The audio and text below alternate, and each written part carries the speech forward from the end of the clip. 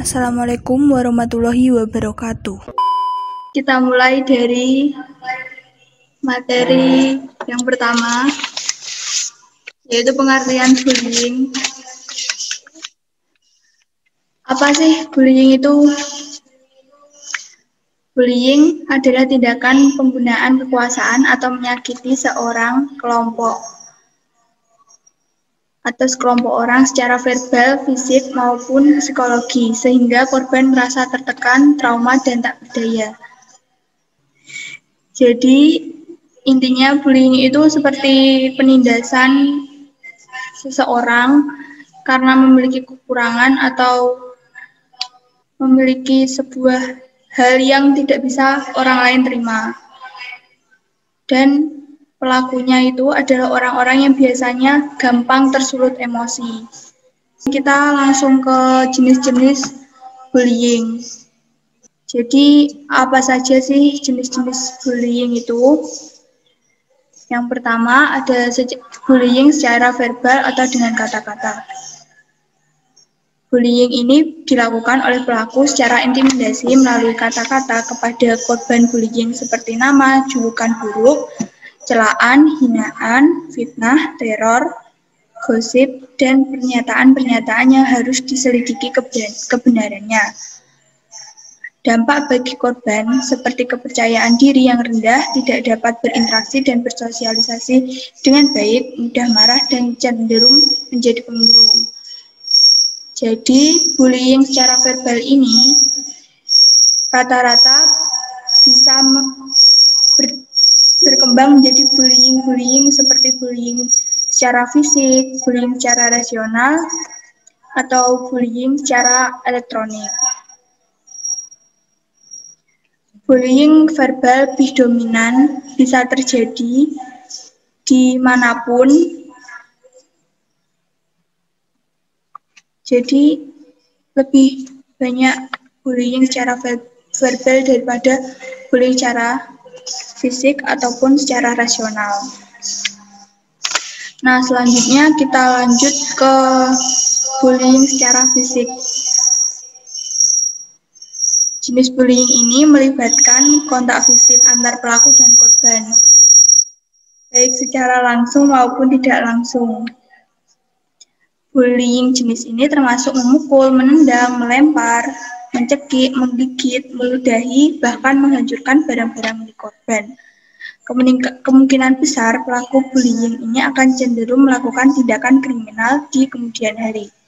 Jadi, bullying secara fisik ini biasanya menyebabkan seperti luka di tubuh, selain yang mengakibatkan penyakit pada tubuh juga menyebabkan depresi atau hal-hal yang menyangkut kesehatan mental lainnya. Bullying fisik ini bisa terjadi karena dari pengembangan bullying secara verbal. Jadi setelah kata-kata biasanya langsung dengan fisik. Tidak hanya menggigit, mencekik, atau meludahi, biasanya bullying seperti ini menggunakan seperti bahan-bahan yang mungkin banyak orang tidak menyukainya, terus dilemparkan ke korban bullying. Pelaku biasanya menggunakan telur atau kotoran sebagainya. Selanjutnya ada bullying secara rasional atau hubungan pertemanan atau bisa dibilang berkelompok. Bullying jenis ini melibatkan banyak pelaku. Biasanya dilakukan per kelompok. Bullying tipe ini cenderung melakukan pelemahan harga diri. Sikap seperti pandangan sinis, lirikan mata, tawa, mengejek hingga bahasa tubuh yang merendahkan korban. Jenis perlakuan kecil dari bullying tipe ini sulit untuk dideteksi dari luar. Korban dari bullying jenis ini biasanya mengalami depresi yang luar biasa, sehingga merasa tidak nyaman berada di lingkungan sekitar. Jadi, ini seperti bullying yang dilakukan suatu kelompok terhadap suatu kelompok lain atau terhadap seorang. Bullying ini biasanya lebih seperti pengucilan atau seperti sama-sama suatu kelompok sama-sama menyerang satu orang. Selanjutnya ada bullying secara elektronik.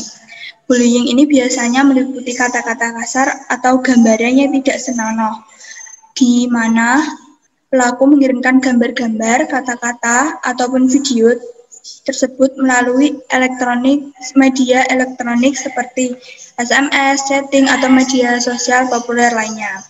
Bullying jenis secara elektronik ini biasanya bisa terjadi di media sosial, khususnya Instagram, Twitter, ataupun Facebook.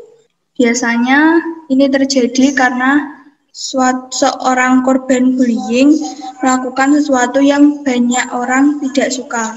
Untuk bullying secara elektronik biasanya susah dideteksi karena banyak orang yang membuli secara elektronik itu menggunakan akun palsu atau akun orang lain untuk membuli korban. Kondisi psikologi cenderung kecemasan dan ketakutan yang dialami oleh korban.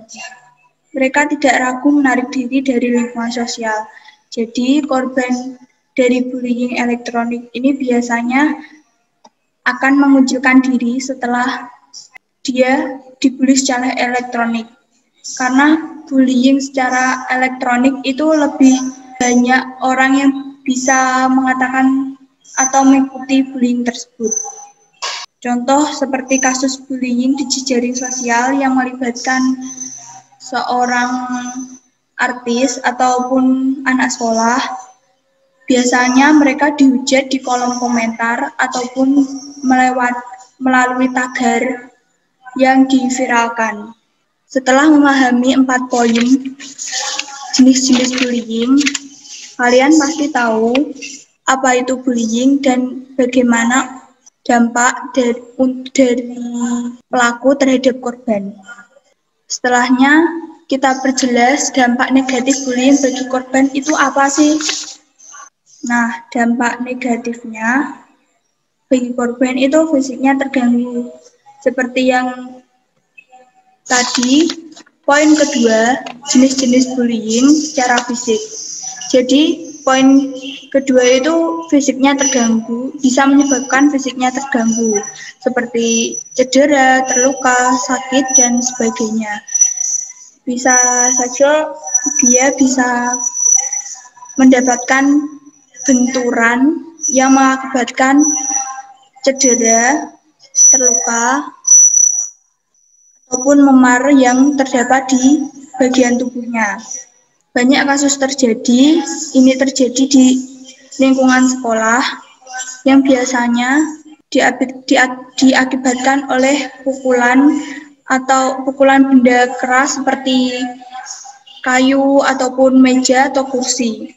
Lalu selanjutnya poin kedua, terganggu pergaulan sosialnya. Nah, terganggu pergaulan sosial ini seperti minder, grogi, pendiam, tertutup, dan lain sebagainya. Nah, yang dimaksud terganggunya pergaulan sosial ini bisa saja watak atau sifatnya yang awalnya ceria ataupun periang menjadi seorang yang pendiam ataupun grogi, tertutup karena orang-orang memandangnya dengan pandangan buruk atau pandangan yang negatif. Jadi dia menganggap bahwa orang lain itu tidak akan menerima apa yang dia lakukan di pergaulan sosialnya. Selanjutnya, tekanan psikologi atau kejiwaan. Jadi tekanan psikologi atau kejiwaan ini adalah tekanan yang dialami korban, bukan melalui fisik ataupun gangguan sosial. Tapi tekanan fisik ini bisa menyebar ke gangguan pergaulan sosial. Karena kejiwaan itu biasanya yang diserang mental seperti takut, cemas, atau rasa tidak nyaman. resah, tertekan, dan gejala tekanan psikis lainnya. Jadi orang yang sudah memiliki tekanan fisik itu biasanya butuh teman untuk bercerita dan lebih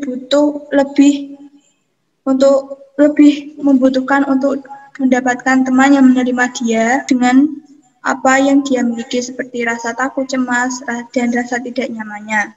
Setelah 3 poin tersebut bisa juga menyebabkan prestasi belajarnya terganggu, seperti nilainya mulai menurun atau nilai jelek, belajarnya tidak konsisten, karena pikirannya terbebani oleh peristiwa-peristiwa atau tekanan psikologis yang dia dapat dari peristiwa bullying tersebut. Jadi, bullying bisa saja mempengaruhi kehidupan pribadi atau kehidupan sosial si korban. Bisa saja dengan terjadinya bullying itu, si korban menarik diri menjadi pendiam dan tidak percaya diri terhadap dirinya. Ya, itu Bu. mungkin Terima jawaban kasih. dari saya. Oke. Yang lain mungkin? Saya mau bertanya. Silahkan. Assalamualaikum warahmatullahi wabarakatuh. Waalaikumsalam warahmatullahi wabarakatuh. Terasa jenengan kalau misalnya ada yang dibully di satu grup, terus suruh nasihatinya lewat WA Japri. Terus nanti kalau misalnya kita malah nasihat kita, kritikan kita yang buat mencegah itu menghabisir di grup, terus kita malah ikut-ikutan dibully gimana, Bu? Kan biasanya nggak semua orang bisa nerima dengan bagus itu, Bu. Ya, memang itu tidak bisa diterima, makanya kita harus menyiapkan kata-kata dan sama juga harus menyiapkan mental, karena untuk mengajak baik itu sulit, Cahyo. Mengajak baik itu sulit. Lah, kamu kalau ingin mengajak dia atau mengingatkan dia lewat wapri ataupun lewat telepon, itu siapkan kata-kata yang tidak menyinggung. Jangan langsung teklek, harus ada prolognya dulu. Gimana kabarmu? Gimana terus gimana menurutmu anak ini? Lah, itu disinggung dulu. Setelah itu dia sudah enak diajak bicara, baru diarahkan ke poinnya. Kalau sampean mengingatkan langsung poinnya, yang jelas dia tidak akan terima. Kamu harus bisa mencari mengambil hatinya dulu, iki lo seperti ini, menurutmu gimana? Nah, kalau dia sudah memberikan jawaban, memberikan komennya, kok dia kayaknya sampean bisa masuk untuk mengingatkan, lah di situ kamu harus bisa mencari kata-kata atau mencari situasi yang pas. Kira-kira dari percakapan sampean itu nanti dia bisa menerima, yaitu langsung nanti masuk pada untuk mengingatkan si dia. Jangan langsung teklek, ya, karena dia kalau pelaku itu kan egois, pelaku bullying itu kan egois. Iya kan? Oke. Nah, karena punya karakter egois, dia itu tidak ingin sulit untuk dinasehati. Makanya kita harus cari celah supaya dia bisa akrab dengan kita dulu. Akrab dengan kita, situasinya sudah pas, baru kita nanti bisa mengingatkan si dia. Itu Cahyo. Matur nuwun, Bu. Oke, makasih kembali. Yang lain? Agendanya setelah sesi tanya jawab itu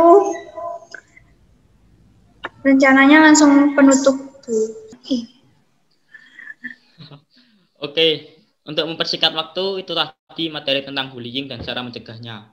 Sebelum materi ini tutup, jika ada yang masih ingin bertanya tentang materi ini, kalian dapat chat pribadi, dan jika tidak ada, maka dapat dilanjut dengan daring kalian.